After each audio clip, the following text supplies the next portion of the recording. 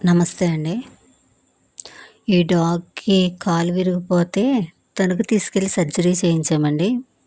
Surgery అంటే plates వేయాలన్నారు. Plates వేయించాను. వేయించినా కూడా దీని కాలైతే సెట్ అవ్వలేదండి.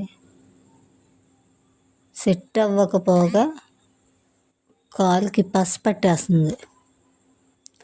యాంటీబయాటిక్స్ ఏస్తుంటే తగ్గుతుంది.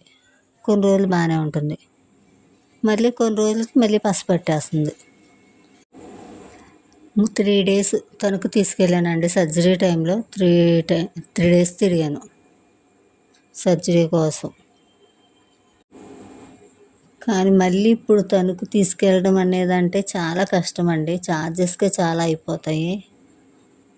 అసలు దానికి సుఖం లేదు, పాపం నాకు సుఖం లేకుండా అయిపోయింది. ఏం చేయాలో అర్థం కావట్లేదు. లేదా మొత్తానికి దానికి కాలు తీయించేసేయాలా ఏంటనేది అర్థం కావట్లేదు. ఏం చెయ్యాలో మీకు ఏమైనా తెలిస్తే కనుక చెప్పండి ప్లీజ్.